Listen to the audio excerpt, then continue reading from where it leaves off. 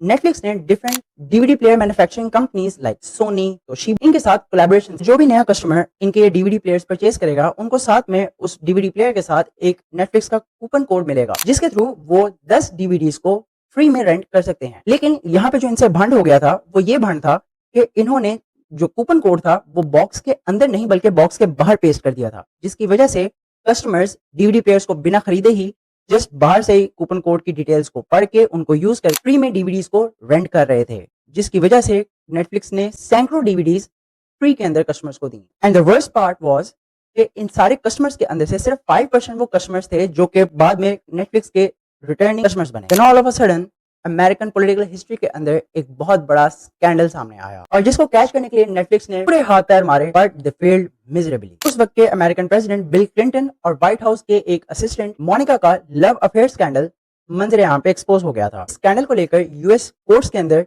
Hearings भी चल रही थी एंड बिल क्लिंटन का ये लव अफेयर साबित हो गया एंड जिसकी वजह से उनको प्रेसिडेंटशिप से भी इस्तीफा देना पड़ा। तो उस टाइम के ऊपर पूरा अमेरिका उस कोर्ट ट्रायल की फुटेज के पीछे पागलों की तरह दीवाना हुआ था। नेटफ्लिक्स ने मौके पे चौका मारा और अपनी वेबसाइट के ऊपर इस कोर्ट ट्रायल की वीडियो के पोस्टर्स को अपलोड कर दिया एंड बिंगो, तीर एग्जैक्ट निशाने के ऊपर जाके लगा था। पूरे अमेरिका से हजारों की तादाद में नेटफ्लिक्स को ऑर्डर्स रिसीव हो रहे थे। बट यहाँ पे एक भंड हो गया, वो ये कि जो कंपनी उस कोर्ट ट्रायल की फुटेज को डीवीडी के अंदर कन्वर्ट कर रही थी वही कंपनी एडल्ट मूवीज को भी डीवीडीज के ऊपर कन्वर्ट करने का काम करती थी। एंड बाय मिस्टेक उस कंपनी ने नेटफ्लिक्स को कोर्ट ट्रायल वाली डीवीडीज भेजने के बजाय एडल्ट मूवीज वाली डीवीडीज डिलीवर कर दी और नेटफ्लिक्स ने भी सोने पे सुहागा बिना चेक किए, बिना वेरीफाई किए कि जो डीवीडीज उनको मौसूल हो रही हैं उनके अंदर का कंटेंट है क्या, डायरेक्ट उन्होंने अपने कस्टमर्स को डिस्पैच करवा दी। जब ये सब पब्लिकली ओपन हुआ तो नेटफ्लिक्स ने पब्लिकली आके सारे अपने कस्टमर से माफी मांगी, लेकिन तब तक डैमेजेस हो चुके हुए थे।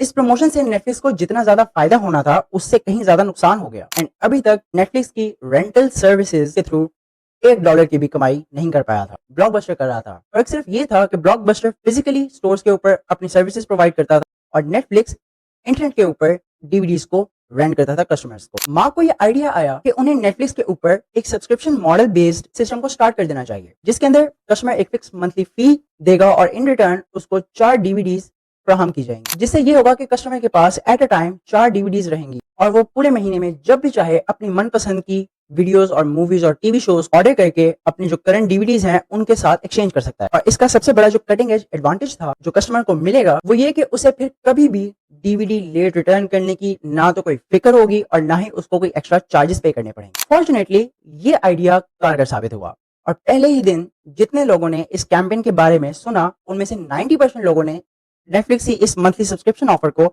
सब्सक्राइब कर लिया and due to this subscription model Netflix को एक customer month after month profit देने लगा and within no time Netflix की सेल्स वर स्काईरॉकेटिंग। दूसरी तरफ नेटफ्लिक्स का direct competitor Blockbuster 9000 plus physical stores का मालिक था। ब्लॉकबस्टर सिर्फ लेट फीस की मद में ही सालाना अमेरिकन से $800 मिलियन अर्न कर रहा था, जबकि उस टाइम की नेटफ्लिक्स की पूरी टोटल सेल जो थी वो सिर्फ $5 मिलियन। ये एक बहुत बड़ा गैप था। ऐसा कहा जाता है कि नेटफ्लिक्स की कामयाबी के पीछे खुद उसके कॉम्पिटिटर ब्लॉकबस्टर का हाथ है, क्योंकि अगर ब्लॉकबस्टर चाहता तो वो नेटफ्लिक्स को एक झटके के अंदर परचेज करके उसको उठते साथ ही दबा सकता था, लेकिन ब्लॉकबस्टर को खुद पे कुछ इतना ही ज्यादा कॉन्फिडेंस था, वही उसके जवाल की वजह भी बना, क्योंकि ब्लॉकबस्टर अपने हजारों फिजिकल स्टोर्स को ऑपरेट करता था। उसको छोटे मोटे ये जो ऑनलाइन बिजनेस प्लेटफॉर्म्स थे इनकी इंपॉर्टेंस और इनका जो रोल आगे आने वाली फ्यूचर जनरेशन के अंदर हो सकता था उसको कभी रियलाइज ही नहीं हुआ, नहीं उसको कोई खतरा महसूस हुआ। बट नेटफ्लिक्स के फाउंडर्स ये अच्छे तरीके से जानते थे कि वो मार्केट में सिर्फ तब तक सर्वाइव कर रहे हैं जब तक कि ब्लॉकबस्टर ऑनलाइन मार्केट के अंदर एंटर नहीं होता। तो उन्होंने ये प्रपोजल सोचा कि instead of making blockbuster worst competitor and competing with a big giant, उन्हें अपना सारा बिजनेस मॉडल उठा के ब्लॉकबस्टर को ही सेल कर दिया जाए। एंड ऐसा करने से ना सिर्फ उनको एक हेफ्टी अमाउंट भी मिल जाएगी बल्कि उनको ब्लॉकबस्टर के पेरोल के अंडर ही अपने इस प्रोजेक्ट नेटफ्लिक्स के ऊपर काम करने का भी मौका मिलेगा। सो उन्होंने ब्लॉकबस्टर के सीईओ जॉन एंटियोको के साथ एक मीटअप रखा। जॉन मार्क की पूरी बात को बहुत ध्यान से सुन रहा था और उनका पूरा प्रपोजल सुनने के बाद जॉन ने मार्क और रीड से उनकी आस्किंग प्राइस पूछी। रीड इंस्टेंटेनियसली बोला $50 मिलियन। ये सुनते ही जॉन जोर जोर से हंसने लगा। मार्क और रीड फौरन समझ गए जॉन का 1% भी इरादा नहीं है नेटफ्लिक्स को परचेज करने का। वक्त गुजरता गया और नेटफ्लिक्स की सब्सक्रिप्शंस बढ़ते गए, बट ब्लॉकबस्टर अपनी खामख्याली के अंदर बैठा रहा कि उसको तो कोई छू भी नहीं सकता, उसको तो कोई कुछ कर ही नहीं सकता। 2004 ये वो पहली दफा था जब ब्लॉकबस्टर ने ये चीज रियलाइज की कि कैसे उसके कस्टमर्स टूट टूट के नेटफ्लिक्स की सब्सक्रिप्शन को परचेज करते जा रहे हैं। देन ये देख के खिलाहट के अंदर ब्लॉकबस्टर ने अपनी DVD बाय मेल सर्विस शुरू की। It was too late now. Netflix जो कि ऑनलाइन इस गेम के अंदर पिछले 7 साल से था, वो कस्टमर की साइकी और एक पूरा कस्टमर बेस बना चुका हुआ था। वो कस्टमर्स की नीड्स और नफ्सियात को अच्छे तरीके से स्टडी कर चुका हुआ था। नेटफ्लिक्स ने अपनी वेबसाइट के अंदर कुछ इस तरीके के एल्गोरिथम्स फिक्स कर दिए हुए थे, हर कस्टमर को उसके अपने टेस्ट और उसके अपनी पसंद के हिसाब से ही मूवीज रिकमेंड की जाए। एंड ब्लॉकबस्टर इतना सब कुछ फौरन आते साथ ही ना तो समझ पाया और ना ही अपने ऑनलाइन बिजनेस मॉडल के अंदर ये सब कुछ इंप्लीमेंट कर पाया। 2007 में जब ब्लॉकबस्टर अपनी DVD बाय मेल सर्विस को और शोर से एडवर्टाइज कर रहा था, तभी नेटफ्लिक्स वीडियो ऑन डिमांड की सर्विस को लॉन्च कर चुका हुआ था। यानी कि कस्टमर्स अब सिर्फ नेटफ्लिक्स की वेबसाइट पे आएं, अपनी पसंद की मूवी को सर्च करें, वेबसाइट के ऊपर ही वो मूवी या टीवी शो को देखें और ये DVDs को रेंट वगैरह करने वाला स्यापा ही खत्म। बस नेटफ्लिक्स की मंथली सब्सक्रिप्शन को बाय करो, अपनी फेवरेट वीडियोस, मूवीज और टीवी शोज को इनकी वेबसाइट पे ही देखो एंड मौज मारो। एंड इस तरह नेटफ्लिक्स दुनिया का first internet based movie streaming company बन चुकी हुई थी।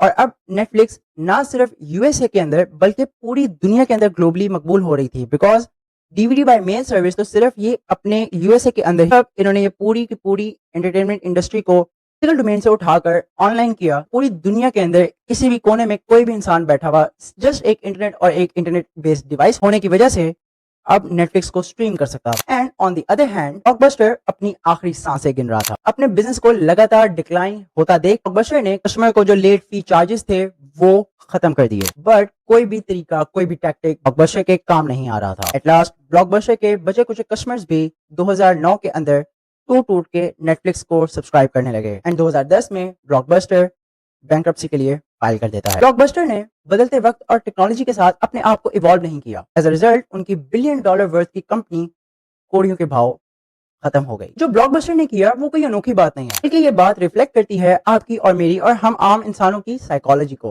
जब हमारी कोई भी जॉब, हमारा कोई भी काम या हमारा कोई भी बिजनेस अच्छा तरक्की पे या स्मूथ चल रहा होता है, तो हम ट्राई करते हैं कि वो चीज वैसे ही चलती रहे और हम खुद को बदलते नहीं हैं। क्योंकि इसी दौरान जो एडेप्टेबल होता है, जो कि नई नई चीजें ट्राई कर सकता है, जो कि अपने आप को दुनिया और बदलते वक्त के साथ साथ इवॉल्व कर रहा होता है, जो कि अपने कंफर्ट जोन से बाहर निकल के आपसे ज्यादा मेहनत कर सकता है, एक टाइम आता है कि जिस मार्केट के ऊपर आप मोनोपोली या आप डोमिनेंस होती है, कल को अपने कंफर्ट जोन में रहने से, अपने आप को ना बदलने की वजह से आप अपनी ही मार्केट को खो बैठते हैं और दोबारा आप अपनी स्टैब्लिश करदा मार्केट को दोबारा से कॉन्कर नहीं कर पाते। इसकी प्राइम एग्जांपल्स हैं नोकिया और कोडेक। दोनों कंपनीज को भी लगा था they are leading in their representative markets और खुद को बदलते वक्त के साथ चेंज करने की इनको जरूरत पेश नहीं आई। देख लें आज इन कंपनीज की ऑलमोस्ट जीरो प्रेजेंस है। मैं उम्मीद करता हूँ कि आज की वीडियो आपको पसंद आई होगी। अगर आपको वीडियो पसंद आई है तो लाइक, कमेंट, शेयर, सब्सक्राइब और मैं मिलता हूँ आपसे अगली वीडियो में किसी नेक्स्ट टॉपिक के साथ। अपना बहुत सारा ख्याल रखिएगा। अल्लाह हाफिज़।